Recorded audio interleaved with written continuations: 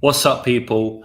And welcome to another edition of the Lucrative MMA Betting Podcast with your host and professional sports bettor, me, James Blissett. I also have a handicapping service which is called Lucrative MMA, where I help people make money from betting on MMA. We are third-party tracked, so I cannot fake my record. Over the last 3 years, we've won 300 units with about a 13% ROI. So you can check all my results from my previous cards from the last 3 years, all tracked on BetMMA. But without further ado, we'll get into this card. I'm not really excited about this card. I'm not too keen to break it down, but it is what it is. I have a duty to put out a weekly podcast because I said I would do it. And that's what I'm going to be doing. Every week I'm going to be putting out this podcast, whether I am excited about the card or I'm not excited about the card. This is definitely one of the weeks where I'm not excited about the card. But as always, there are still a few fights which I'm looking forward to. Honestly, I'm a big fan of MMA, and I'm a big fan of fighting in general. I watch other fight sports as well. Lots of Muay Thai, lots of boxing. And I usually am excited about a few fights on the card, at very minimum. So, Terrence McKinney, I want to see that guy back in the octagon. I'm excited for that fight. Even Bueno Silva versus Edgar, I know on the face value, it's not a very exciting fight, but I do want to see how that fight goes. I don't really have a lean in that fight, so I do want to see how it is. I do want to see how Edgar fights, if she could, get extended, if she can't get takedowns, stuff like that. And Bueno Silva always brings it. She's always, fairly exciting. And then you've got Michelle Oleksiejczuk. He's always an exciting guy, even though he's fighting Sam Alvey. He's still an exciting dude. And then obviously the co-main event and the main event are actually good fights there. Thiago Santos, he's a little bit boring these days, but just 2 fights ago, he was going to war with Glover Teixeira. Shout out to Glover Teixeira for cashing that plus 200 ticket for me there. So, he's still got power. He's still got the potential to be in exciting fights. He just needs to let his hands go. Jamal Hill, obviously a prospect on the rise. And then Luque Neal speaks for itself. So, look, we've got a few exciting fights here. I think there's only one that really takes the cake and one I'm going to be breaking down today. And I'm sure all of you can guess what that fight is. So if you are a new-time listener, what I usually do is 3 segments of this podcast, right? We speak about the most exciting fight on the card. We speak about the most inaccurate betting line on the card, and then we speak about the main event, all from a betting perspective, right? I am a gambler, which means when I'm breaking down these fights, I'm breaking them down from a betting perspective, not this is who I think is going to win, right? Because that's not how you win money in sports betting long term. You don't just pick who you think is going to win, because I think Terrence McKinney is going to win, but he's minus 1,000, so I'm not going to bet on him, right? So, there's lots that go into professional sports betting. And I'm always going to be speaking about these fights through a professional sports bettor's lens. So we'll get straight into the first segment of the podcast. It is the most exciting fight on the card. And I just want to say shout out to everybody who is here. I see a few of you there. The Dab Father, my man, they're always in the comments. Asher Quinn, good day, let's go. DC saying, Daniel Cormier back again. What a legend, man. Can't believe we keep getting Daniel Cormier as a listener. He's saying, hope I'm well. Any fun plans this weekend? I just did like a 2-hour Thai session this morning, sparring. So I'm kind of beat up. Today, I'm probably not going to do too much. I'll make this podcast. I'm going to tape some fights for next weekend. Obviously, I've already done, PFL this weekend. We won on PFL. And I've taped for next week. But probably just going to, kick back, have some nice food. Nothing too much. It's Saturday here for me, Friday for most of you. And then tomorrow, I think I'm going ice skating. So, I'll test my balance there. Should be fun, slipping around the ice. And obviously, we got the UFC. That's on in the morning for me. So, I'll go ice skating in the evening. Level Up is saying, not excited about Jamal. Yeah, I'm definitely excited about him. 2 units on Edgar. Tristan, good luck. Plus money. Don't hate it. Big pass for me. What's up, man? Nigel is saying, very interested in hearing your takes. My spots are locked in and beat some line movements. Edgar plus 120. Granger as a dog plus 190. Granger is one of those type of fights where it just could be some bullshit back and forth, like close, weird women's fight. So I understand.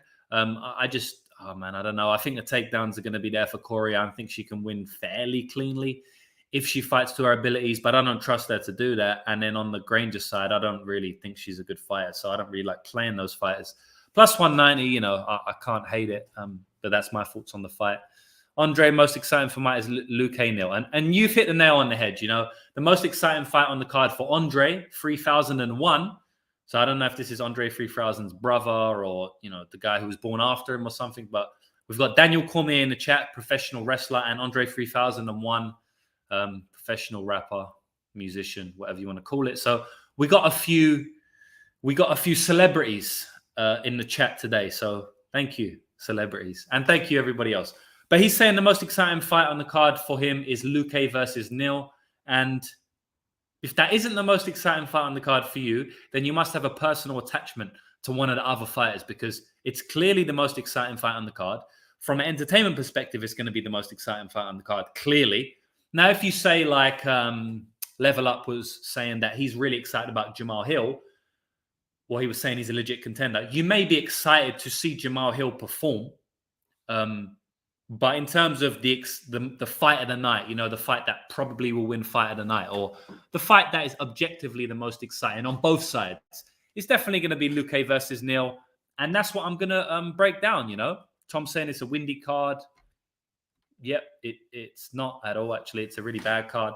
But shout out to Tom. I know Tom personally there, so go back to work, man. I think you're meant to be at work. Andre is saying I got Tyron Woodley on my new album. It's called Dude Wipes.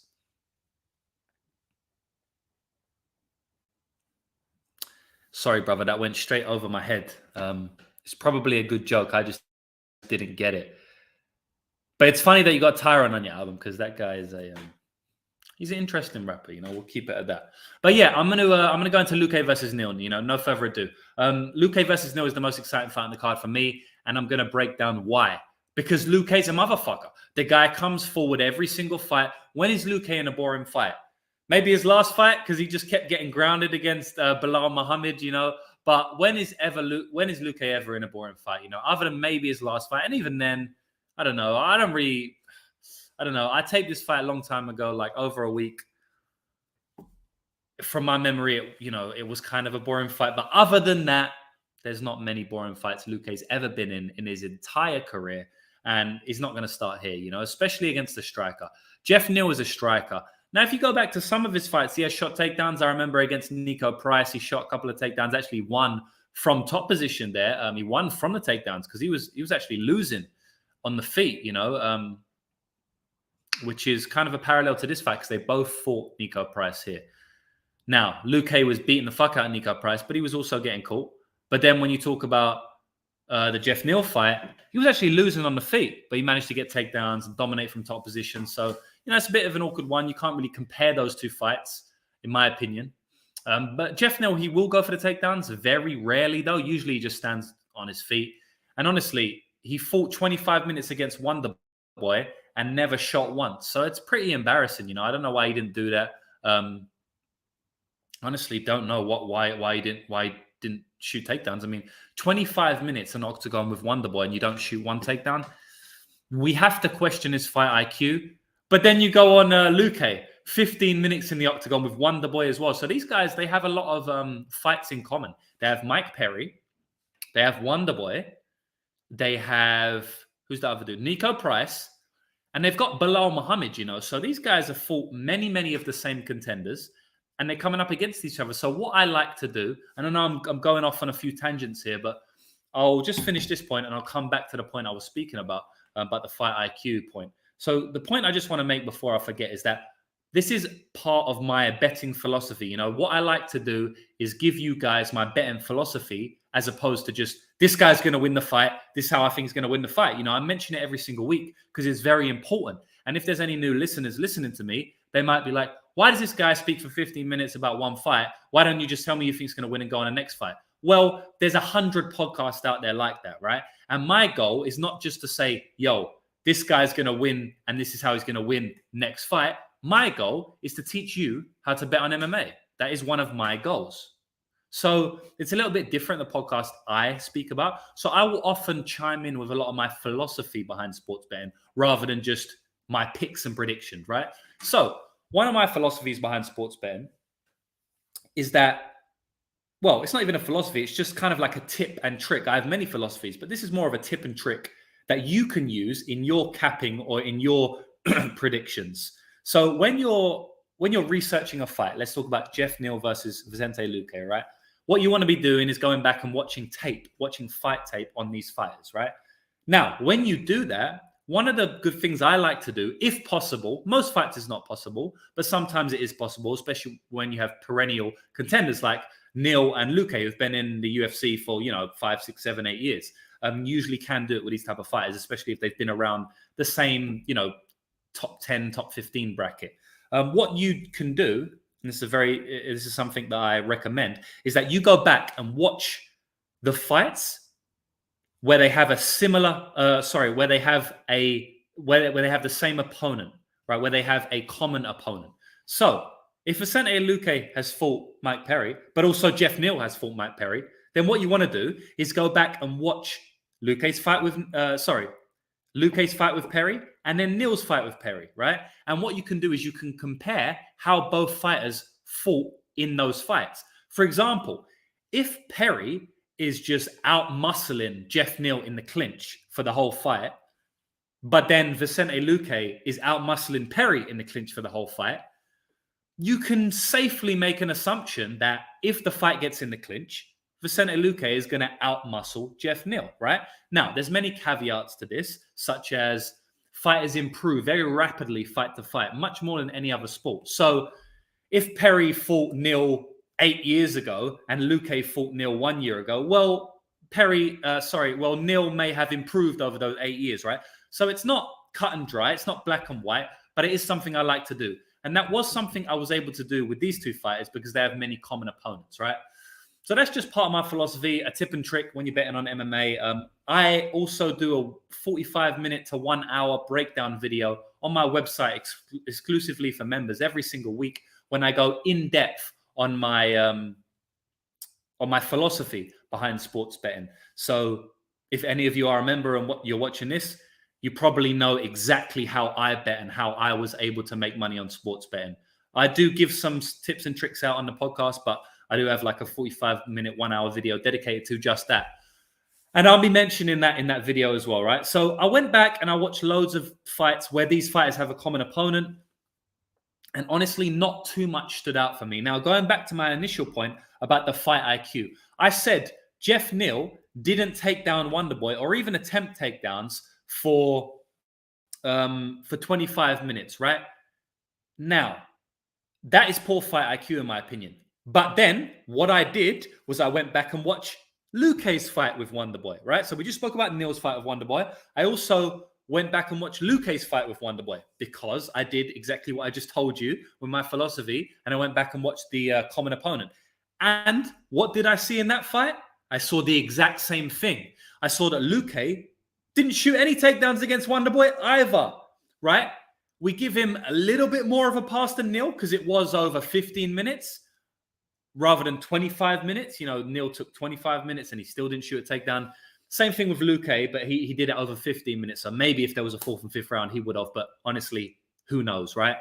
At the end of the day, they both shot no takedowns and they fought a striker of Wonderboy's caliber. Very good MMA striker. I know he's a kickboxer, but he'll get fucked up by a lot of kickboxers. I'll tell you that now. But in MMA, his striking is very, very well adapted to MMA. Similar to Michael Page, they stay on the outside, bounce, bounce, bounce. Very good point fighters, and they also have that outside stance, so it's kind of hard to close distance on them.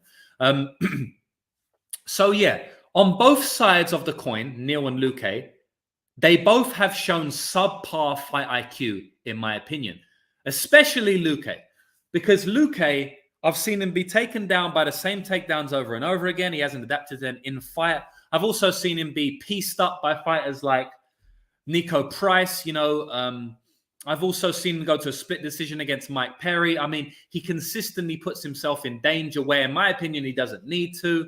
There's a lot of question marks on the fight IQ of Vicente Luque, but it's funny because this is why he's one of our most favorite fighters in the UFC, because he always puts himself in danger. He's potentially not good at sticking to a game plan that well. So, Man, I don't think both of these, either of these fighters' fight IQ is that special. I probably favor Jeff Neal to have a bit of a higher fight IQ, just because in that Nico Price fight, he was getting beat on the feet. He was able to get the takedowns. He was able to win via takedowns.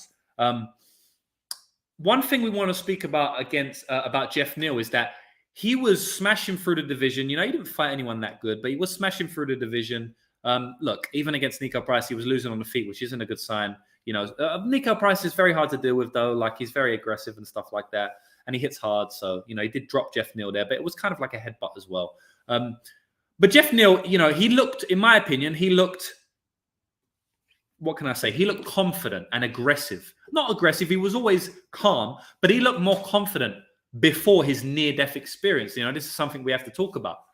He had a near-death experience. I believe he caught the infection staph. If any of you guys have trained in gyms, you will know what staph is. It's like it's a bacteria infection you can get on your skin. It can actually kill you. It's very dangerous, especially if you don't get it treated. And he got this, right? He got staph. I assume he got it from the gym. I haven't looked into it too deep, but I'm assuming he got it from the gym. And then, like, it turned into sepsis, which is another condition. And I think he almost died or something. He had a near-death experience. It's very well documented. You can go read up on about it. You can go listen to him in an interview about it. And basically, he had about 2 years off from the UFC, you know, maybe a bit more than 2 years. It was about 2 years. He came back, right? And in my opinion, he didn't look like his old self. So I'm just going to get his record up now, and I'm going to tell you how he looked pre-sepsis, pre-near-death experience, and post-sepsis. You know, I just, there's some intangible there. Maybe it's that he doesn't like to let his hands go as much as I thought he did. Yeah, it's just, I don't know. In my opinion, he seems to have changed a little bit. So he fought Mike Perry in 2009 in December, and then he had a whole year off. So I guess that was the time. So I thought it was 2 years, but I was wrong. It was only a year. He came back next December, did have a fight against Neil Magny, but pulled out. I think he pulled out because of the sepsis, honestly. I think like he recovered and then he pulled out, or it was something like that. I don't know, but he went to fight Neil Magny, pulled out because of the health issues he was having, and then he fought Wonderboy. That was 1 year later, right? So he took a 1 year break because of the injury or the health issue. It's not really an injury, but yeah, because of the health issues he had. And then he fought Wonderboy. He looked terrible in that Wonderboy fight, but Wonderboy can do that to you. You know, he also made Vicente Luque look terrible. He's made Rory McDonald. He's made many fighters look terrible, you know, so I'm not going to hold too much against him there. And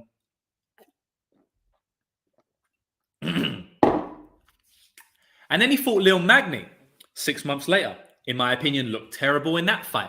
Didn't pull the trigger. Neil was just clinching him up. I didn't think Neil would be dominating him in the clinch. Neil was very good in the clinch. I thought Jeff would be strong enough to get away from the clinch. And in the third round, he kind of did and started throwing down. But it was weird. Like, it was a bad performance. Like, he was just getting jabbed in the face. Didn't really have anything for the reach. You know, he's fought tall guys before. He's fought Nico Price before. I just thought he'd have a little bit of a better game plan to beat Neil Magny. I thought he could stop Neil Magny in that fight, you know, but you know, he got dominated. He honestly did get dominated. And then the Ponzinibbio fight, you know, he came back 6 months after that, and that was, you know, it was recent. That was about 6 months ago. And again, it was a split decision, and I don't know, man. I think Ponzinibbio is like past his best, and I honestly think Jeff Neal is potentially past his best now as well, because in that, look, Ponzinibbio is still a good fighter, but look, he just lost against Michel Pereira, split decision. Before that, he lost against Jeff Neal, split decision. And before that, he went to a decision with Baeza, who, you know, just getting knocked out left, right, and center. But that fight was a close fight, man. That honestly could have been a decision. That could have been a Baeza win. It was extremely close. So I don't know. It was a unanimous decision, but I don't like the margins were so thin on that fight, man. The margins were so thin. He could have easily lost that fight if a couple of punches went the other way, honestly. So if that would have happened, right, which watching it could have happened. You're talking about a 4-fight loss streak for Santiago Ponzinibbio. Now, that 4-fight loss streak, the last 3 of the fights would have been split decisions, you know, so they would have been extremely close. So there is some caveats to that. But at the end of the day, I'm just trying to get the point across that I think Santiago Ponzinibbio is well past his best. And then even Jeff Neal, I think he's kind of past his best too. I don't know, man. I just don't trust the dude after his health issues that much. So that's the Jeff Neal side, right? That's the Jeff Neal side. He's got heavy power. He's always going to have good timing. But yeah, I can't trust him, at this stage of his career. Now, we speak about Vicente Luque. Now, this guy is very different because Vicente Luque is this fighter who's just going to finish every fight. The guy basically never goes to a decision. He finishes fights in the first round, in the second round, in the last round. I mean, if you go back through his career, the dude's almost never go into decision. I actually kind of like the over a little bit more in this fight. But he is not an over fighter. He is definitely an under fighter. One of his last 5 fights have hit the cards. And that was against Belal Muhammad. And, Belal Muhammad is like the opposite of Vicente Luque. He can't finish anything. So, it was no surprise that one went to decision. But Vicente Luque, even though he doesn't go to decision a lot, he's a tough motherfucker because he's actually never been finished. Not in the UFC anyway. He did get finished back in the day on the regional scene, but he's never been finished in the UFC. And he's been in the UFC for 7-8 years now. He's had about 15 fights in the UFC and he's never been finished. So every time he wins by stoppage. And every time he loses by decision. So he's an extremely, extremely durable fighter. Has been dropped on multiple occasions, but he's definitely a very, very tough fighter. But he doesn't make his opponents look tough, because he finishes the tough of the tough. Nico Price, he's an extremely tough fighter. He finished Nico Price. Finished Tyron Woodley in the first round, but, that is what it is. Tyron Woodley was done. Finished Randy Brown. Randy Brown's good. He's able to, dodge punches. Was able to finish Randy Brown there. Jalen Turner, but that was up a weight class for Jalen. So, look, he's finished some good guys. He's finished Nico Price twice. In this fight, though, I don't really see him finishing Jeff Neal just because Jeff Neal does seem to be quite tough. We saw how tough he was in that Thompson fight. Now, Thompson doesn't hit anywhere as hard as Luque. Luque is way more of a dynamic finisher. But he still did show off his toughness over 5 rounds. Jeff has been finished once before in his career. That was against Kevin Holland. But that wasn't in the UFC. That was before the UFC. So, yeah, for me, I think this is going to be a close fight. Vicente Luque has very, very good boxing. Vicente Luque, he hits very hard. So does Jeff Neal, though. I don't know, man. I feel like it's a close fight. I feel like if you're taking Jeff Neal, I understand. But I just don't really want to trust him with my money. I don't really like his game these days. I feel like, I don't know, man. It's like Anthony Pettis today. I know a lot of people bet Anthony Pettis, but I just feel like you can't trust Anthony Pettis in 2022. Now, I don't think, he's as washed as Anthony Pettis, but it's kind of the same thing here. Like, another one of my philosophies, guys, I speak with my members about this a lot. It's like, do you really want to trust someone with your money? Like, yeah, maybe there's value on the line, but he could just pull a stunt again. Someone like, who's that dude? Masad Bektic, who used to be in the UFC. This is one of the guys where, like, the guy's always going to do well in the fight. Like, you always think there's value on his line, but he just pulls too many stunts. Luke Sanders, he's another one. And when these fighters are potentially washed, they do it all the time. Like, Don'Tale Mayes is another one. I did bet him last week, but thinking back to it, it's like, yeah, okay, you fade a guy who's got 3 MMA fights.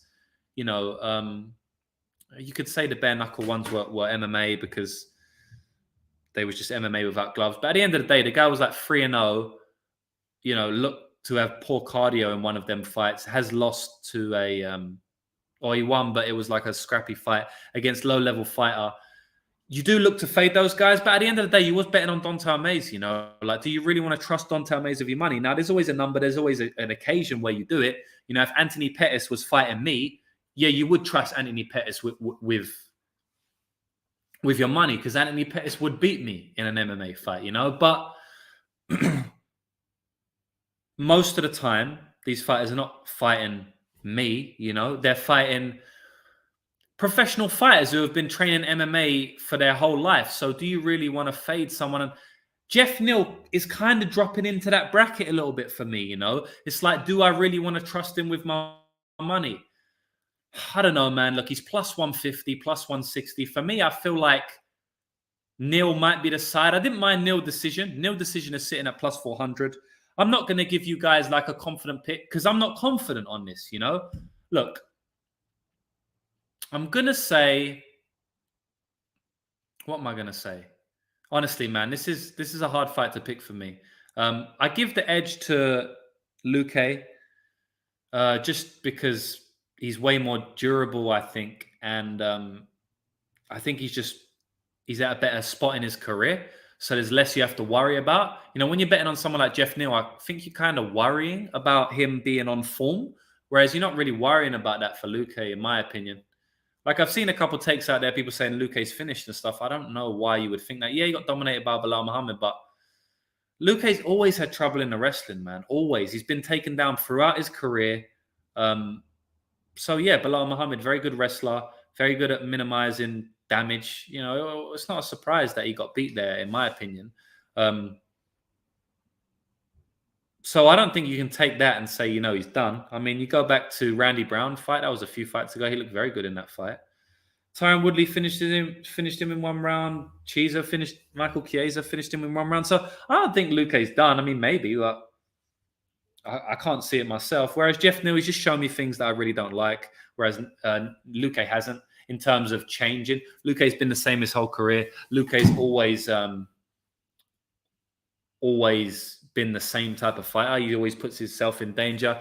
I would worry if you're betting Luque at minus money, honestly, because like Luque just puts himself in the line of fire every single fight, and Jeff Neal hits very, very hard. I wouldn't be surprised if Jeff Neal hurt Luque in this fight. So I don't really want to bet someone who I think is going to be there to be hurt, and especially fighting someone like Jeff Neal. Jeff Neal hits hard, man. Even though he might not be what he used to be, maybe. I still don't know, but I just can't trust him right now. I like to see it first.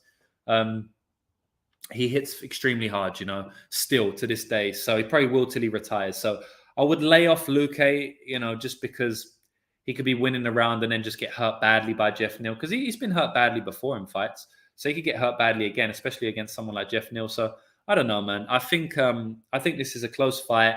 I feel like if you're playing it, you probably play Neal.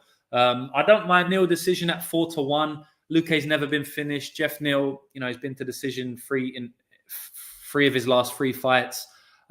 Jeff Neal, you know, but he also does has the potential to hurt Luque. So I'm not really running to the book to back it. But look, I might get to Jeff Neal by decision at 4-1. But if I did, it would be a half unit shot. It wouldn't be anything crazy. I feel like Luque's got the best chance to win the decision because his output is much higher. But again, the power edge for Neal, I think, could probably subdue some of that volume, you know. So as I said, if Luque's out voluming him, Jeff Neal may land a harder, heavier shot, which judges value, and he may win the round there. So, you know, I think he can win a decision. I think it's going to be close in general, just the optics. I mean, you look back to the Nico Price fight, the second fight, that was a fucking close fight. You know, Nico Price won the first round. He lost the second round. In the third round, he did get brutalized. He got finished. That was a doctor stoppage. But his eye was completely done. So, you know, I understand that. But, yeah, man, I just feel like Luque has close fights with many people. It's probably going to be another close fight if he doesn't knock him out. Jeff Neal decision 4-1 is not bad. I'm probably going to play it small, but nothing crazy. I mean, again, I don't have a solid read on this fight, and I've spoke about it for many, many minutes. So I'm going to move on now. We're going to speak about the most inaccurate betting line on the card now, guys. Honestly, I'm going to be completely upfront with you, man. This is not a card where there's many inaccurate betting lines, man. I mean, this card is not really... I don't really like this card. I don't like this card for like entertainment purposes. It's not that good, but also for betting purposes, it's not that good. There are a few spots, so I'll mention one to you now, but I don't like this card for betting in general, so don't go laying all your money on this bet.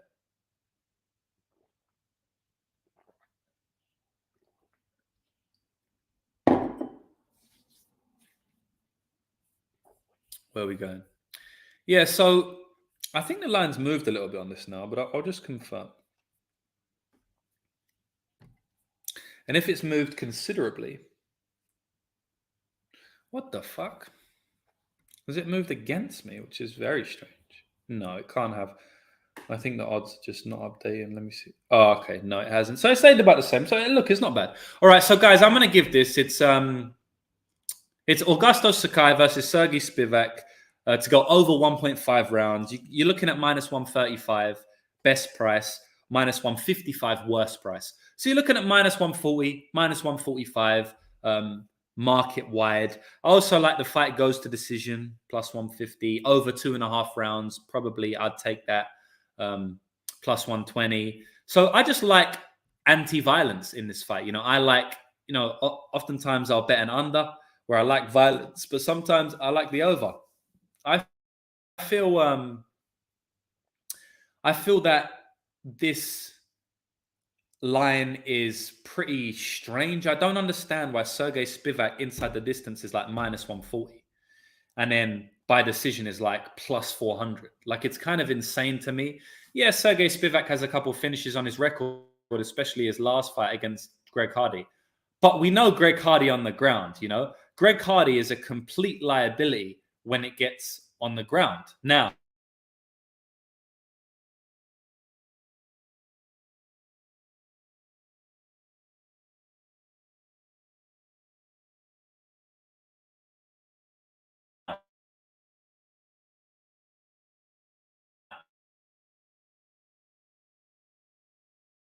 I'm going to say something here. Augusto Sakai is also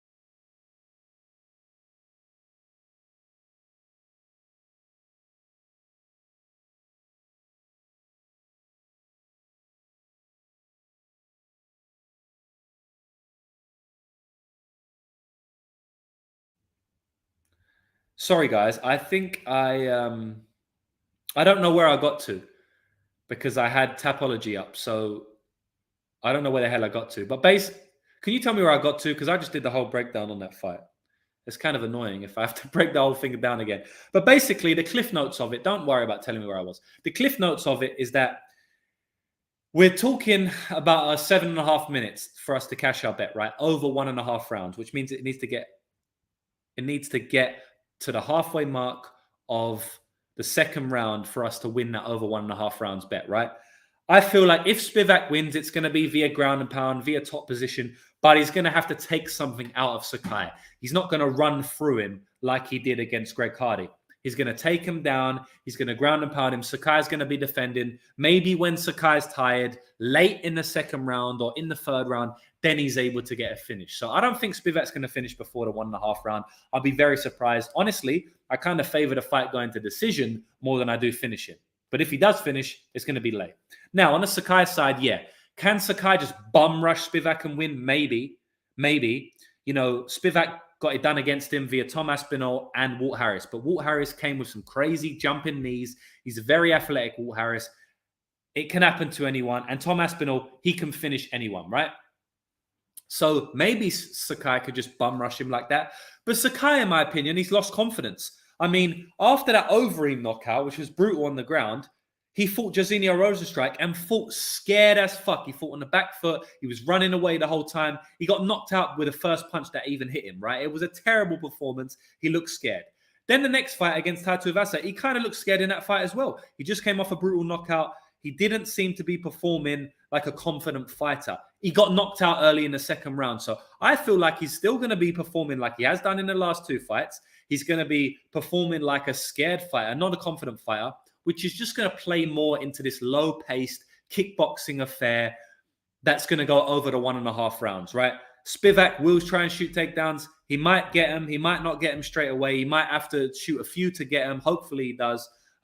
When he does get him, we don't think he's just going to run through Sakai. And then on the feet, I'll be very surprised if Sakai just bum rushes Spivak, because that's just not how he fights, especially not these days. So for me, it's a pretty decent pick, pretty safe pick.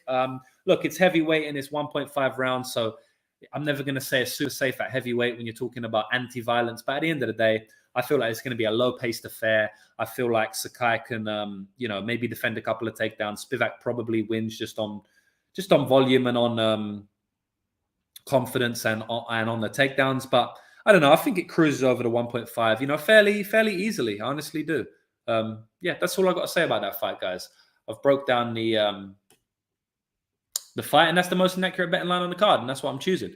Now, without further ado, it's the main event of the evening. And again, this is not going to be a heavy breakdown, guys. Look, it's Thiago Santos versus Jamal Hill, right? Jamal Hill only has that one loss in his entire MMA career, and that was against Paul Craig. Now, anybody can lose against Paul Craig. The guy is a complete enigma. That was a very unfortunate loss. He followed Paul Craig into guard, didn't get out. Maybe his ego did it, and he just snapped his arm there.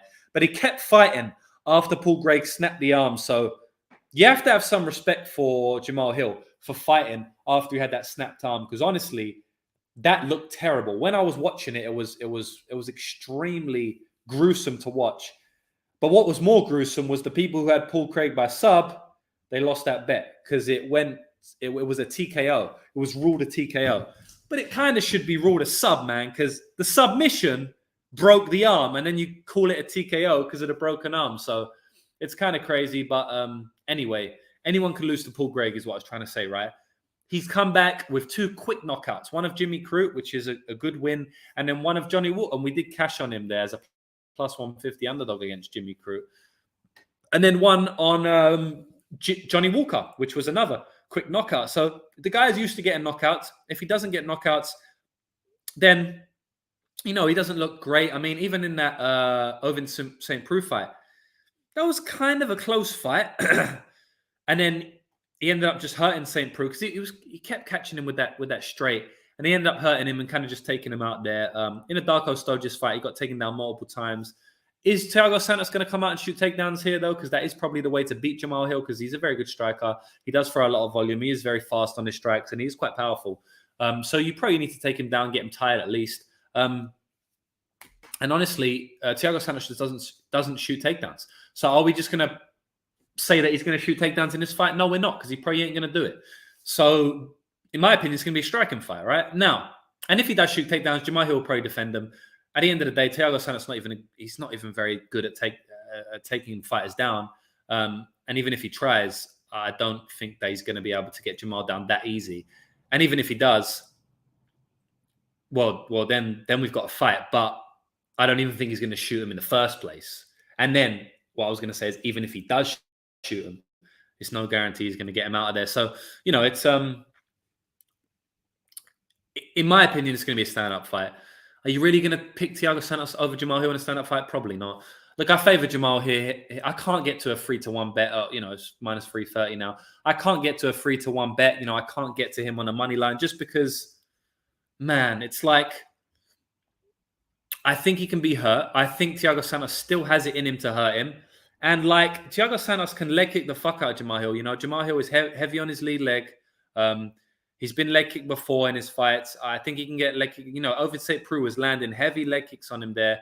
He looked hurt in that Ovid St. Preux fight. There was one time where he kind of like jogged on his leg. And if you've ever been leg kicked before, you know that like once it starts hurting, you kind of try to shake it out. You jump on your toes. You're like, fuck, this is hurting me. And that's what he done, So look, he was starting to get hurt with the leg kicks there against Ovid St. Preux. Thiago Santos has a good leg kick game. Even these days, he's not as good as he was, but even in that Johnny Walker fight, he was landing a lot of leg kicks. So that's kind of how he won the fight. It was a low-paced kickboxing affair, and he basically won it with leg kicks.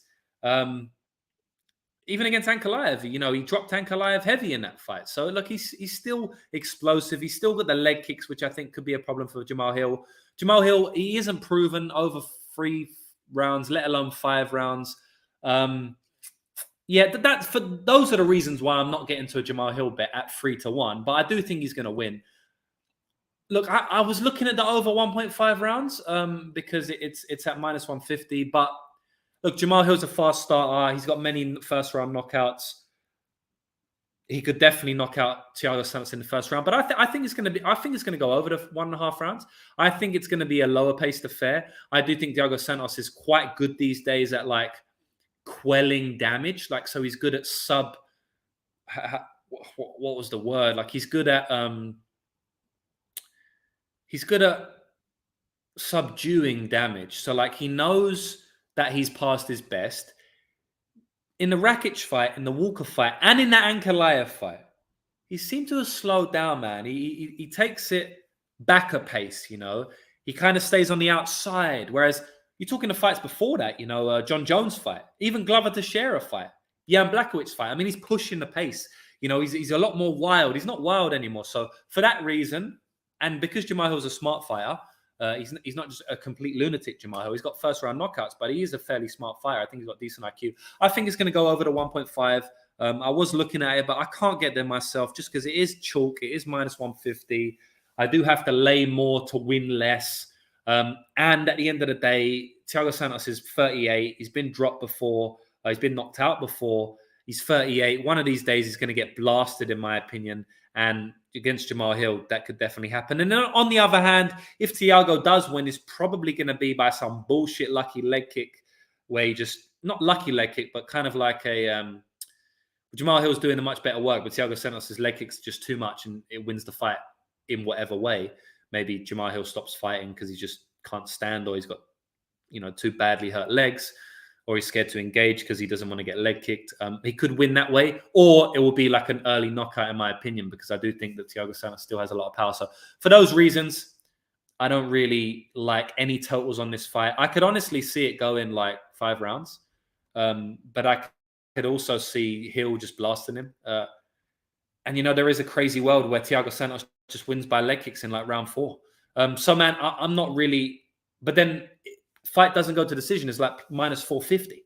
Man, fight goes to decision is plus 310. Like, honestly, a little quarter unit shot because, look, it's definitely in play here. Like, we've seen Jamal Hill knock out Walker and Crew. Like, look, if he doesn't get the early knockouts, which he's got a lot of early knockouts, I don't know, man. He went to decision multiple times in his pre-UFC career. And that was only 2018. That's only 4 years ago. It's not that long.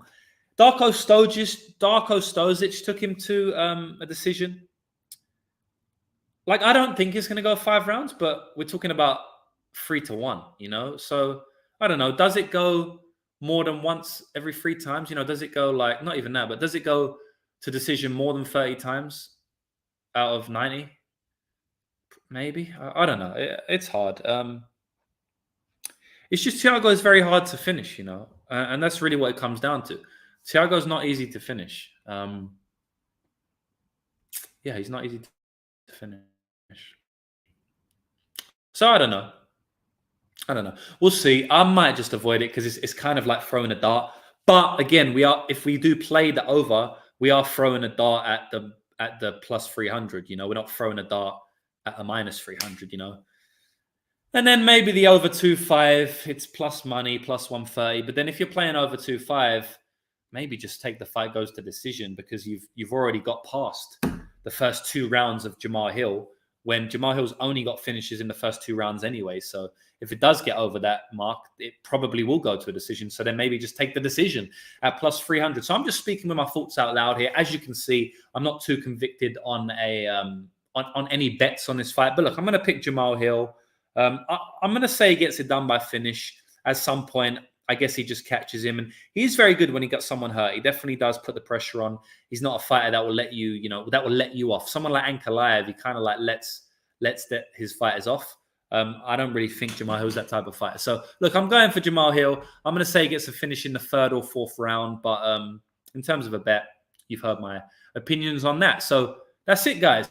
It's 47 minutes, and we've got through the free segments, and I've also gave you a lot of philosophy, you know, which I know a lot of guys like. So if there's anything you want to ask me before I shoot off, you can.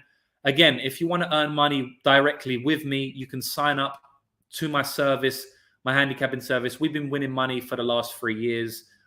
We're up about 7 units this year in 2022. So not a good 2022 by my standards. You know, anytime you're in plus money, it's pretty good. But by my standards, it's not that good. I like to be up a lot more money than 7 units by now. But, you know, we did just win 3 units on the PFL today.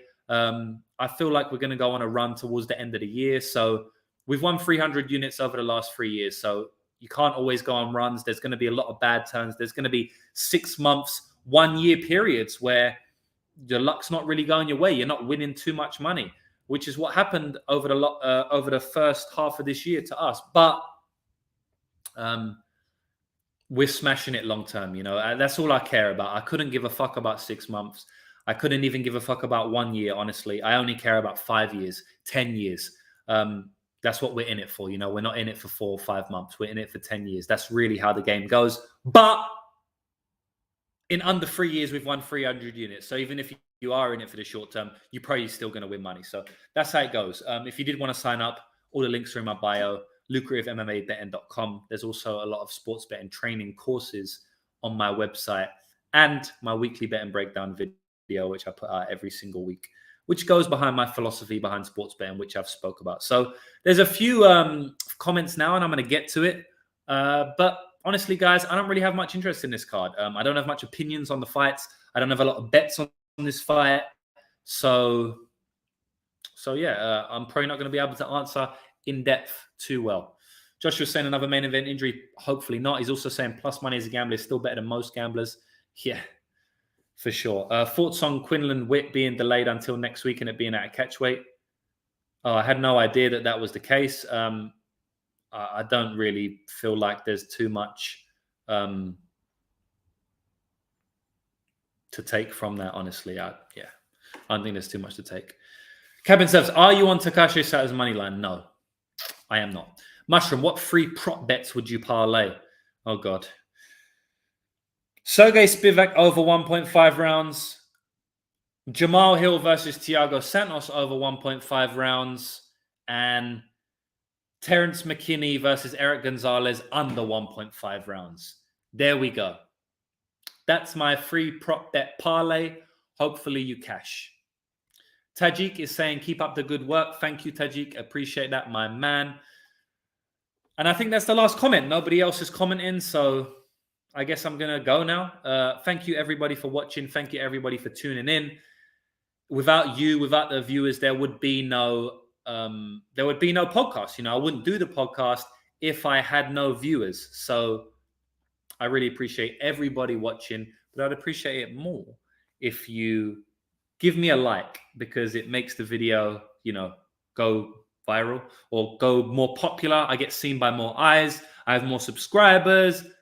I'm more, I'm more motivated to do these videos. So please. Tajik, the man, he's got the $19.99 donation. That's my third donation ever. So I really appreciate it. Thank you for that, man. Means a lot. We've got Joshua and all the boys saying thanks. Thank you, Mushroom. Daz, another one of my man with the donations last week. That was my second donation ever. Scam is saying you're the man, James. Thank you, brother. Cheers as per. Tajik with the wink. All right, thanks, boys. Good luck on all your bets tomorrow, this evening, wherever you are in the world. And we'll be back next week. And hopefully it's a better card than I have